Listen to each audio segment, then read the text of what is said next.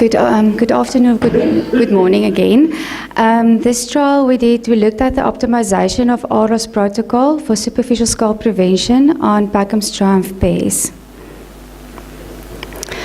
Now, previously we did do a study to look at the application of repeated low oxygen stress to prevent superficial scald on South African Packham's Triumph pears, and we were very successful, and we were able to store the Packham's Triumph for 10 months.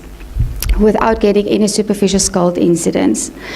Now, in certain seasons, the alcohol build-up during the stress periods that you apply is higher than the prescribed maximum of 100 to 150 ppm. And then you have the risk of possibly getting off tastes. So our aim with this project was to optimize the RLOS protocol to control superficial scald and not to run the risk of getting any off tastes. So what we did, we harvested Packham Triumph at optimum maturity. Then we applied 3 treatments, repeated low oxygen stress, or as we call it RLOS, in combination with ULO. So the RLOS period is a 0.5 to 0.6% oxygen level which you apply. And then the ultra low oxygen is 0.9% oxygen, between 0.9 and 1%. Then we had a RLOS plus CA, where the CA is the recommended regime for Packham's Triumph of 1.5% oxygen and 2.5% carbon dioxide. And then we had a normal RA period. Now, what we did previously, the stress period is applied every single month. The first stress period is 10 days. Thereafter, you apply it for 7 days every month. So that is what we did in the previous trial. With this trial, we wanted to see what the minimum stress period is that we need to still store 10 months, but don't get any alcohol build-up. So for example, we will store the fruit for 10 months, and then there will be treatments with 1 stress, 2 stress, 3 stress, up until a maximum of 9 stresses during that period.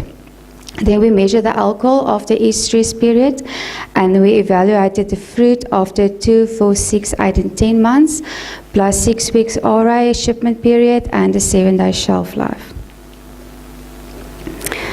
So this is just, the table at the top is showing you the alcohol concentration in ppm, which we measure with our alcohol or ethanol meter after each stress period.